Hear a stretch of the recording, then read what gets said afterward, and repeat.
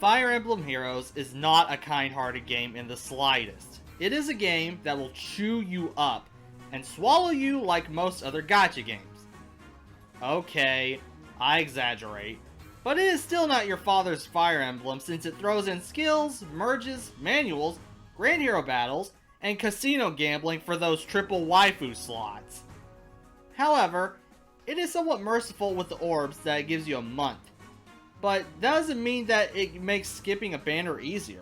In fact, it makes skipping a banner harder, knowing that you have orbs that could get that coveted tier 21 arena unit, or even a unit you've been wishing for since day one. So, what are the banners to those who are not exactly into Fire Emblem Heroes? Banners are essentially your only way to summon units outside of the Grand Hero battles or Tempest Trials. And in order to summon on a banner, you need 5 orbs, and it costs less each time you summon consecutively on the same circle.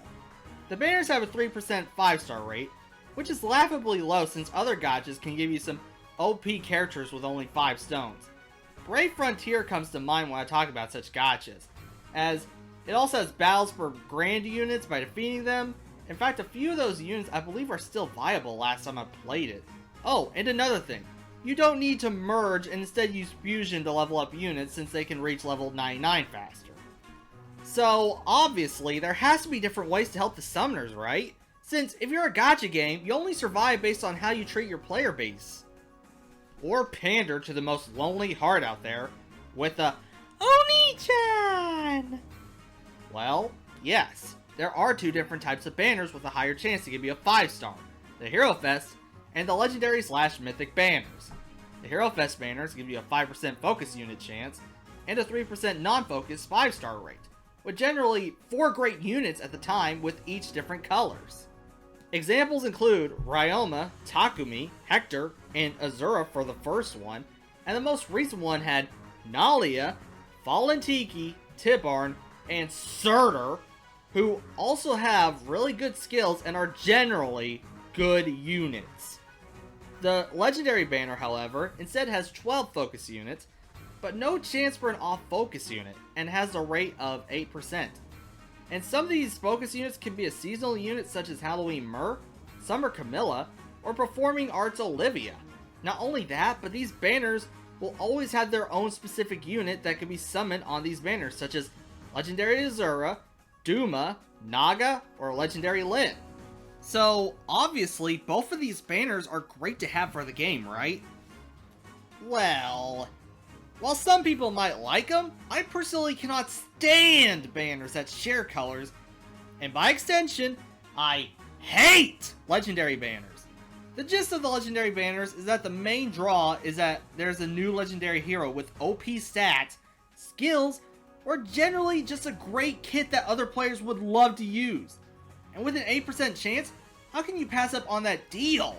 Well, it's not really an 8% chance to get these heroes. It's really a 2.33% chance, since that specific hero shares a color with 2 other heroes. That makes sniping and getting merges for some of these heroes a pain, since in order to fix IVs, or to make your hero stronger, you need to get merges, which means going into that trap of a banner, praying for another copy of the said unit. Now, one could argue that this isn't what the banners are for, that they are for multi-summoning only, and that you shouldn't snipe for a hero banner because they are not for sniping. Which is a fine response. However, I do have my own response to this, and this involves banners with shared colors. The first Valentine's banner, there was a color shared between Lilina and Hector. Hector having the distant counter and Berserk Armads, and in general a great unit, with high stats all around, save for speed, and Lilina being Lilina. Remember how many horror stories on the internet of Lilina ruining their beloved Hector summons, and vice versa while the Roy and Lyndis fans got to celebrate? And they did it again! With the Valentine's banner with Grail and Mist. Though this time, I had to deal with the pain of getting 3 Grails! And no Mist. At least I got some Fury 4 fodder for Tao to you. Or heck, how about another banner that ruined my fun? The Bridal Blessings banner with 2 shared colors. Kata and Charlotte and Lyndis and Cordelia. Somehow, someway, I managed to get 3 Lyndis and 2 off-focus units with no Cordelia with my orbs. And I just wanted to fix my Cordelia's IVs. Oh, and remember, on these banners, there is a 3% chance for any 5-star unit from that banner. Not only that, but getting merges and specific fodder from the legendary banner is also a pain, since you have a 1 in 3 shot chance to get who you want. Now, I've been treated good and bad by these banners before, with stories of me getting Myrrh and Legendary Tiki on free summons on completely different legendary banners. And at other times... Dang it, Lyndis, can you just buzz off for 1 second? I just want to get Halloween Sakura! And those were the last of my orbs. I will devour you. And these banners only last for about a week. So, to a free-to-play player, you either had to save up orbs, or you had to ignore the banner.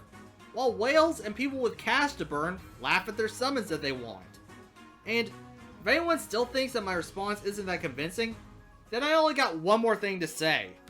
When you summon a hero, do you plan to use it? If so, then why should you care about the other units knowing that some of the fodder for them probably won't be on the same banner? And if you don't, do you plan to merge them later or use them for fodder? If not, effectively, you have a trophy hero that is just gathering dust on the shelves. But just because you have a lot of orbs doesn't make those banners any less cancer. Here's what a few people had to say about the legendary banners. Hero Fest is generally better than legendary banners unless you're in a position in which any 5-star is good, also known as you're new, or at least 2 units of one color are desirable choices. Outside of that, if you're sniping for 1 unit, or God forbid, going for 1 unit from multiple colors, you're going to be most likely paying a premium on orbs for that. The merit to those over regular is the high chance drop, although slightly. It's still crap. The only ones worth rolling are the ones where focus gives higher chance, but they're rare for obvious reasons. 3-way shared, so getting exactly what you want is made for more costly. However, I was curious about the summoning odds, and I decided to do a few calculations, with Ninian as an example, and 200 orbs. If you decided to go for Ninian 2 times to fix bad IVs, you would have a 3.9% chance to get 2 Ninians out of 200 orbs, if you decide to summon on all colors. If you decide to color snipe, well, your odds rise up to a more forgiving 23% with 200 orbs.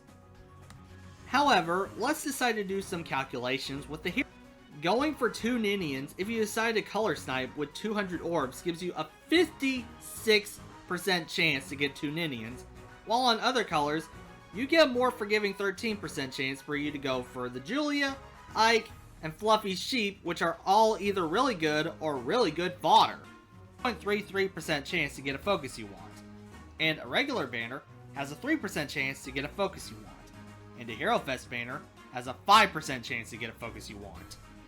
So, what does this video tell us in the long scheme of things about Fire Emblem Heroes? 1.